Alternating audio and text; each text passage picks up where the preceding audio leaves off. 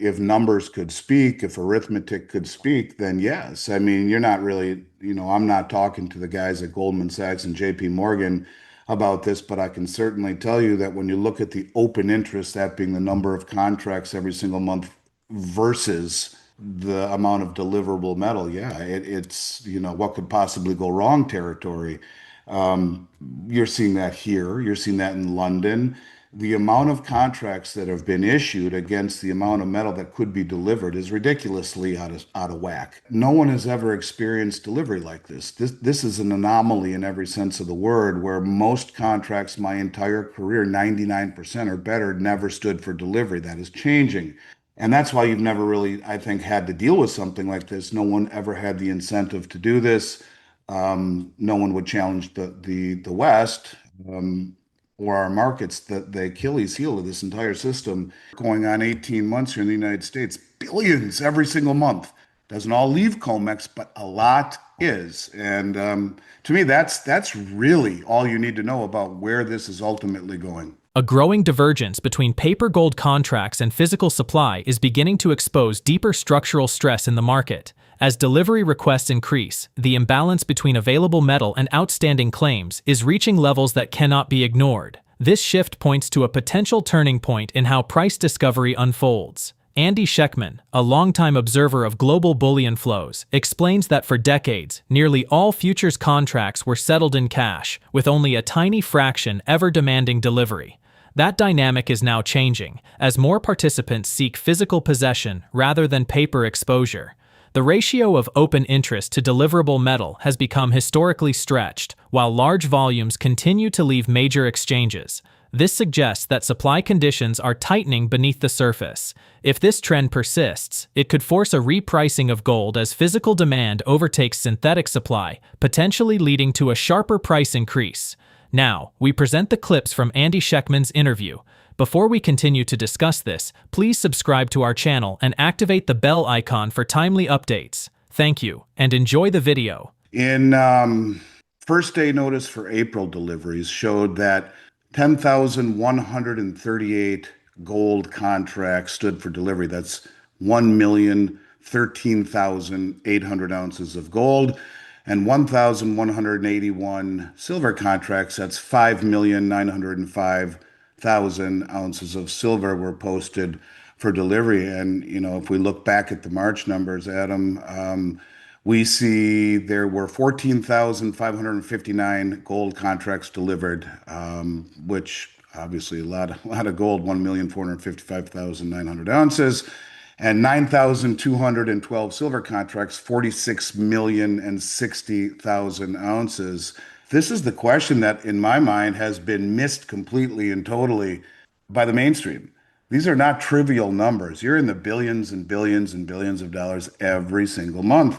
A lot of it leaving Comex. A week ago, Friday, I believe we saw 2 million ounces leave the eligible category. Those aren't even for sale. Those aren't even bars that are posted. That would be like someone taking 2 million ounces out of our storage program in 1,000-ounce bars, which is an eligible category, Brinks JFK, New York, and taking physical possession of them. So, how much does 2 million ounces weigh? I mean, I'll ballpark it for you. You're looking at ballpark about 168,000 pounds. So, when you realize that in February we talked about almost 39 million ounces leaving the Comex, getting on trucks and going, that's over 2 million pounds. So, yeah, it's continuing unabated. You look at what happened for not just here too, because you look at what happened in February. After the price of silver literally got its teeth knocked in, China recorded its largest single monthly inflow of silver ever in recorded history. January and February combined were off the charts. February was the biggest single month ever. Now, this is from the second largest producer of silver in the world, who's been flying all around Latin America for the last couple of years, buying doré and concentrate from Mexico and Peru, number one and three. So the number two producer in the world buys doré and concentrate at double what the West will pay from one and three, and then is importing more silver than ever in recorded history after the price got destroyed. Price is a tool of misdirection, is the moral of the story. The price will throw you off the trail. The price will throw the media and the talking heads off the trail. And the financial advisors, you're crazy, Mr. Jones. Why would you ever buy that stuff? Look at how poorly it's performed in this atmosphere. But then the money over there says, shh, and they're scooping it up like this while everyone else is being misdirected by price. That is the kind of stuff that to me is all you really need to know. If you have the ability to separate reality from emotion and say, yeah, really? If price was that big of a hindrance, then why do we see entities across the globe doing what they're doing to accumulate it? And for going on 18 months here in the United States, billions every single month. Doesn't all leave Comex, but a lot is. To me, that's really all you need to know about where this is ultimately going. One of the provisions of the strategic metal designation is that, like the critical mineral list, is that they can limit or curtail exports. That would be silver and platinum in terms of the precious metals. But yeah, absolutely they can. And I think that does happen a lot. And there is a contract on Comex as well that is in Hong Kong. I believe it's a Brinks facility in Hong Kong. And there is something called exchange for physical, where these players could buy a contract in the West to exchange for physical in Hong Kong and take possession there, have it driven to the Shanghai Metals Exchange by armored cars. So yeah, absolutely, there could be. Now we don't know how much of that is, and I would think if it was a constant delivery drain down, you would start to see things happening that would seem out of the ordinary, much like we continue to see on Comex these days. But yeah, the answer is yes. And I don't know what safeguards are there if it started to get out of control, but my guess is this administration might have a problem with it, at least is my opinion. I'm not talking to the guys at Goldman Sachs and JP Morgan about this, but I can certainly tell you that when you look at the open interest, that being the number of contracts every single month versus the amount of deliverable metal, yeah, it's, what could possibly go wrong territory. You're seeing that here. You're seeing that in London. The amount of contracts that have been issued against the amount of metal that could be delivered is ridiculously out of whack. And so, in that respect, yes. What is different, Adam, is that no one has ever experienced delivery like this. This is an anomaly in every sense of the word, where most contracts my entire career, 99% or better, never stood for delivery. That is changing. And that's why you've never really, I think, had to deal with something like this. No one ever had the incentive to do this. No one would challenge the West or our markets. The Achilles heel of this entire system. There are two. One is that it can be delivered, where contracts typically were used to offset risk for producers and farmers and miners and manufacturers and companies like mine. You offset the risk with your inventory. So if the price drops, your inventory doesn't drag you underwater. But now that little Achilles heel that says, well, you can take delivery if you want, is now being exploited. And the second one is that they can exploit the paper price, sell paper in the United States, which is the only market that settles price or creates or defines price, and then buy it elsewhere around the world with less fanfare, with less public acknowledgement, with less media attention. So yeah, there's no question about that. And conventional wisdom says, well, they always get open interest down into the delivery month. It's always happened before. Oh, okay, so why do you need insurance? Your house is never burnt down. It's like we're getting to that point now. The only other thing is the CME group is really a bunch of big players, very big players that you would think would protect their own before that happened. But I don't know, could four glitches since Thanksgiving have anything to do with trying to offset this arithmetic where twice on the upside there's a glitch or an overheating, and then twice on the downside it's ironic that the circuit breakers glitched. So yes, these are all of these things taken together are worth more cumulatively in my mind, Adam, than they are in and of themselves, because it's a pattern of nonsense. One of these days, that nonsense will catch up with, I think, the trustworthiness of an institution that goes to these kind of lengths to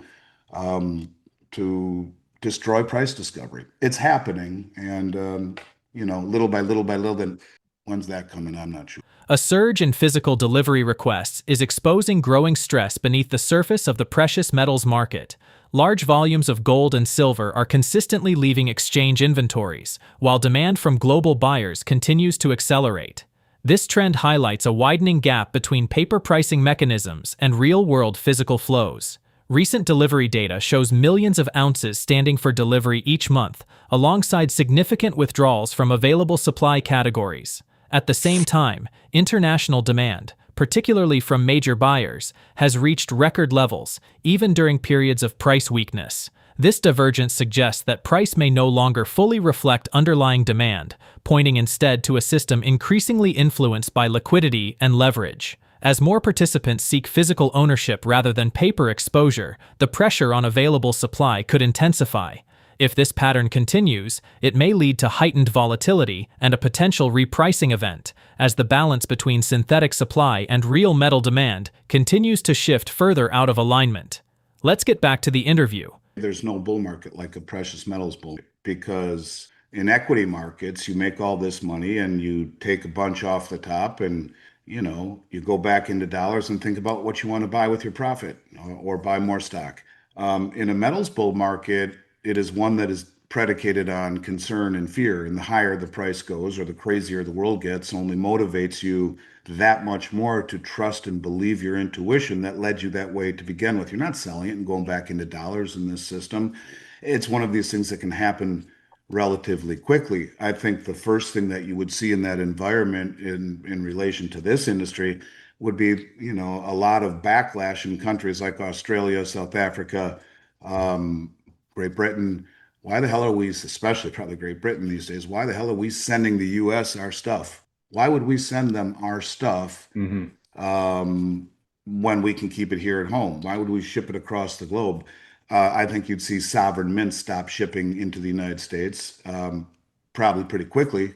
There would be no reason or incentive to do so. And yeah, I think it would be because at that point you start to see a rush to buy it and then you buy future production. You're buying everything you can, and the big money certainly would lead that charge. And this is an industry that I've seen, look, there's never been anything like we've seen in the last 5 years in this industry. I remember many, many years, though, where there had been disruptions within this industry in the 36 years I've been doing this that were, little microclimate instances along the way where bang, just like that, something happens and everything is gone.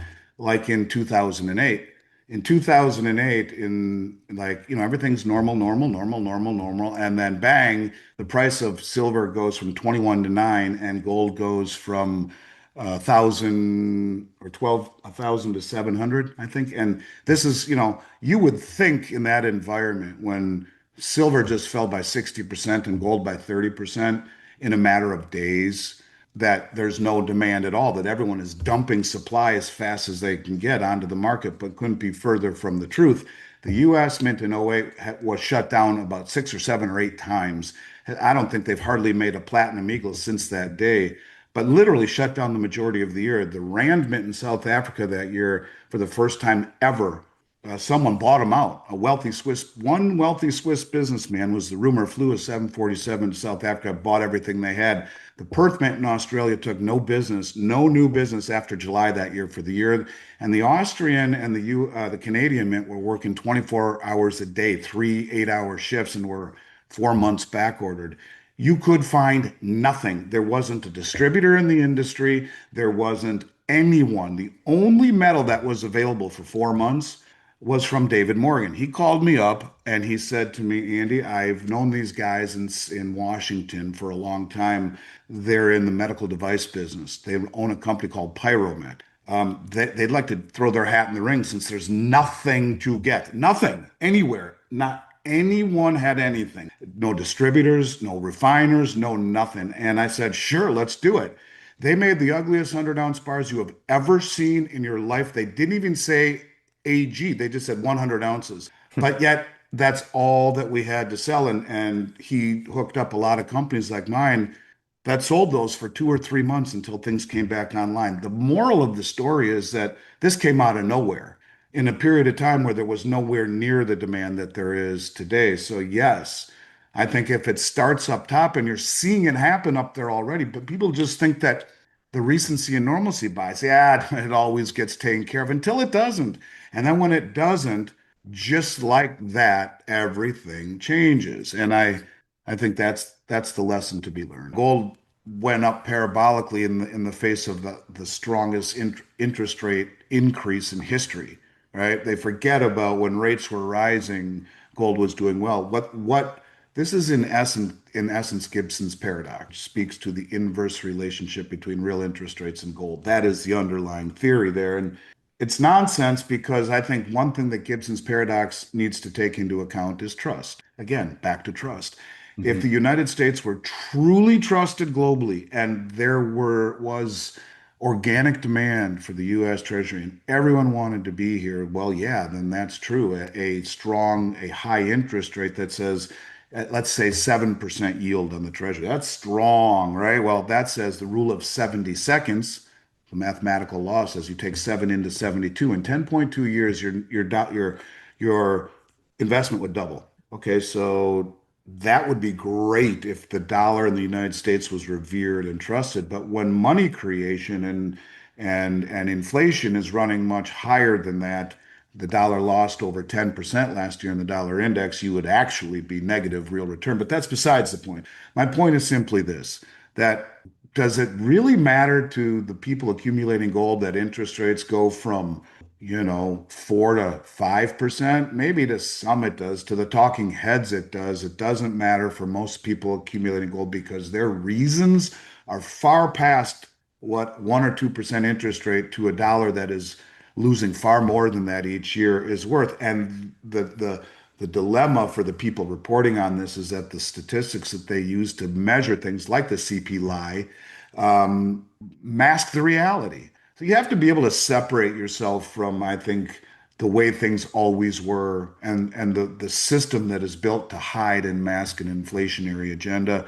And then take a step back further and say, could we really be nearing the end of and the dominance that this what the United States empire? And again, I don't mean to be such a buzzkill this morning and sound as though it's over, but there is a fine line between realism and pessimism. And I thank God every day I live in this country and I am a patriot and I love this country, but we are nearing the end. It's all about mathematics and it's about trust. And both of them aren't looking good right now. So to me, a slight uptick in interest rates in that environment is nothing. Bring us back to 1989 and say that environment, and I'd say, yeah, that's pretty substantial. Who's going to want gold if rates keep rising in this country where everyone wants to be here and be invested here and yada yada yada? Not so much right now. Precious metals bull markets operate under a very different psychology, driven less by profit-taking and more by preservation of wealth. As uncertainty rises, investors are less inclined to rotate back into fiat and more focused on holding tangible assets. This creates a dynamic where rising prices reinforce conviction rather than trigger selling pressure, accelerating the move higher. What stands out is how quickly supply chains can break under stress. Historical episodes show that even during sharp price declines, physical demand can surge, leading to shortages, mint shutdowns, and extended delivery delays. With today's significantly higher global demand, any disruption could have a far greater impact. At the same time, declining trust in monetary systems and negative real returns continue to support long-term accumulation trends. This suggests that future price moves may be more volatile and faster than in previous cycles, as structural demand collides with limited supply. Share your thoughts on his interview in the comment section below. If you found this market analysis valuable, please support the channel by liking this video and subscribing for more exclusive precious metals content. Don't forget to hit the notification bell to stay updated. Thanks for watching.